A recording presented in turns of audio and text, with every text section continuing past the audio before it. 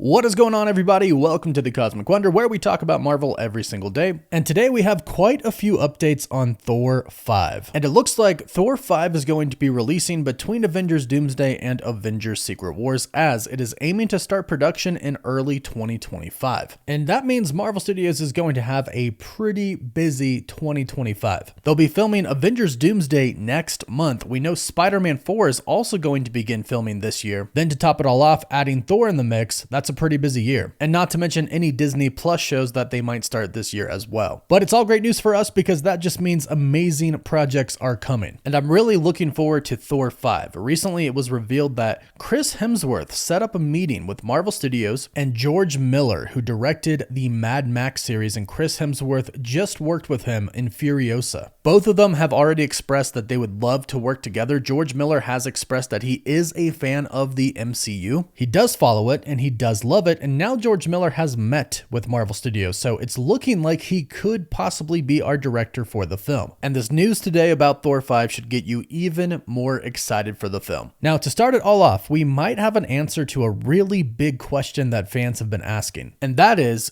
Hercules going to be the villain of the next Thor movie? A lot of people are wondering about this because in the comics, Hercules and Thor are actually friends. And not only are they friends, but they're pretty close with one another. And as it turns out, the real villain of Thor 5 might be Aries. According to reliable insider Alex Perez from the Cosmic Circus, Aries is going to be a main character in Thor 5. And this could explain a lot, like how Hercules and Thor actually stop fighting and become friends. Because in the comics, Ares, the god of war, hates Hercules, and he actually tries to overthrow Zeus and take over Olympus, which ultimately leads to Thor helping Hercules. Now, Hercules is the son of Zeus, and he was set up in the post-credit scene for Thor Love and Thunder. Zeus wants him to go after Thor because of what happened in Thor Love and Thunder, Thor taking Zeus's thunderbolts, but also shooting him through the chest with it before he left. But here's the thing, as I mentioned, Hercules and Thor are friends in the comics, and Zeus has another son, Ares, the god of war, who never really liked Hercules. In fact, he hated him, and his hate increased when he noticed that Hercules was favored by his father more than him. And since he was the god of war, he had some pretty brutal behavior, as you would expect, and he was basically shunned. So his hatred grew, especially as time went on, and him and war became more and more shunned. But Hercules remained loved. And this grudge that Ares had for his brother Hercules eventually led to him overthrowing Olympus, or at least trying to, more than once. And if we think about how Olympus and Zeus are right now, it actually makes sense that this would be the perfect time for Ares to strike. Zeus is hurt and he doesn't have his thunderbolt. Plus, on top of that, he sent his son Hercules away from Olympus to find Thor. So right now, Zeus is hurt, he doesn't have his best weapon, and he doesn't have his best fighter, his son Hercules. If you're Ares, you look at that and probably think, this is my moment. This is the time to take over Olympus and kick Zeus out, which makes it pretty easy to see how this will lead to a Thor and Hercules team up. Hercules will find out about this, and Hercules will also realize that Thor wasn't really the bad guy. He was trying to save everything from Gore. Zeus was actually a little afraid of Gore, and that might not actually sit well with Hercules. So I'm sure eventually Hercules will realize that Thor wasn't really in the wrong too much, and then he'll realize that his brother has tried to take over Olympus, or might even successfully have done so. And this would also be a perfect opportunity for Thor to kind of get back in with Zeus. He did say he always pretty much, idolized him with lightning and thunder. They're very similar. He's a god that he looks up to. And of course, if they work some multiversal elements into this movie, which I'm sure they are, Thor might think it would probably be a good thing to have Zeus and Hercules on his side to help save the multiverse. But I'm really excited to see these three characters on screen together, Thor, Hercules, and Ares. And I'm also really excited for the Thor Corps. And it sounds like something really huge could be set up in Thor 5 that goes into Avengers Secret Wars if they take a page from the comics here. According to, once again, Alex Perez, Thor 5 will indeed introduce us to the Thor Corps, or the Hammer Brothers, as Beta Ray Bill likes to call them. Now, there have been a few different iterations iterations of the Thor Corps, and we'll talk about another one coming up for Avengers Secret Wars in just a bit, but for Earth 616, the Thor Corps was a future version of Thor going into the past, the present version of Thor, who was Eric Masterson, and Beta Ray Bill. Now, obviously, we have a different Thor Corps set up in the MCU right now. Yes, I know she is technically dead, she is in Valhalla right now, but Jane Foster has Mjolnir. She can wield Mjolnir. We, of course, have our normal Thor, played by Chris Hemsworth, and we've been told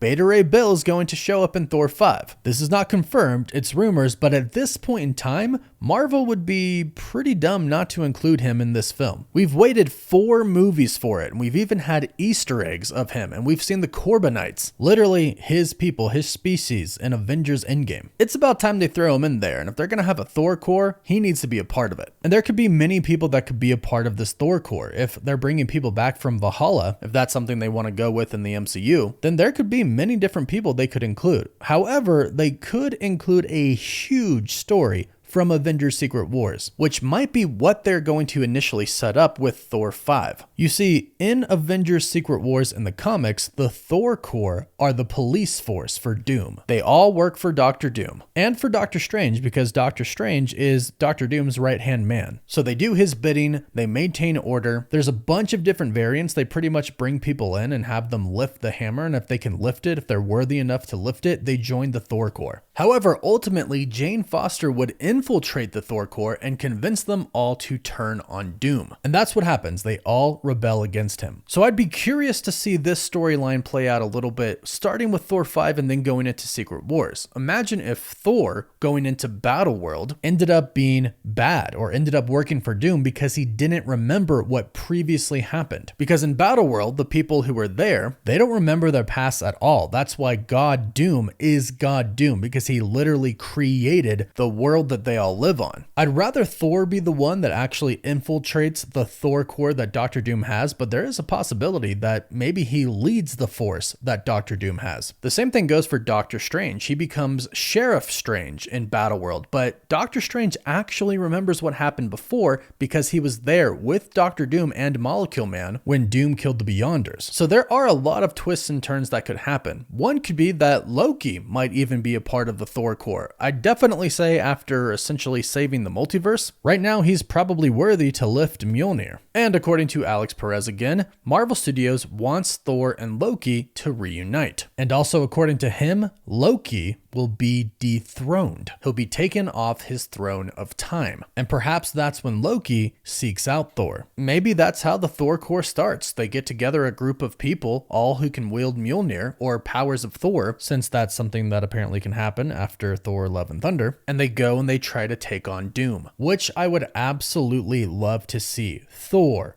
Loki, Jane Foster, Beta Ray Bill, them trying to take on Doctor Doom. That would be absolutely fantastic to see on screen. We've also heard that Amora the Enchantress could be in this movie, and a rumor that when Thor goes to Valhalla, he gains amazing new powers and abilities. Now that's just a rumor, but right off the bat when I hear that, I kind of think Rune King Thor. Now that's a pretty dark story that I don't think they'll tell in the MCU. I wish they would, but probably won't. But maybe a version of it. But overall, things are sounding really good for Thor 5, and Chris Hemsworth has already stated that if he does another Thor, which we know he's going to do, and we know he's going to return for Doomsday and Secret Wars, but he said that it has to be different. It has to be different than Thor 4, Love and Thunder, which I think a lot of people would probably agree with him on. It's confirmed Taika Waititi will not be returning to direct or write. It sounds like George Miller is the top candidate right now, and I think Furiosa was pretty well received by a lot of people who watched it. And honestly, I think George Miller could do a really good Viking story. I think we could actually get a pretty hardcore version of Thor coming from him. And Chris Hemsworth and George Miller have definitely talked about working together again. They've already both expressed that they want to work together again. George Miller met with Marvel Studios thanks to Chris Hemsworth, so it sounds like he might be our guy, and they're gonna have to decide pretty soon if they're gonna start production on the film this year. So be sure to let me know your thoughts about this in the comments down below, and be sure to subscribe and hit that notification bell so you don't miss out on any of the latest updates. Please don't forget to like this video if you enjoyed it, and you can find us on Instagram, Twitter, and Facebook. And as always, thank you all so much for watching.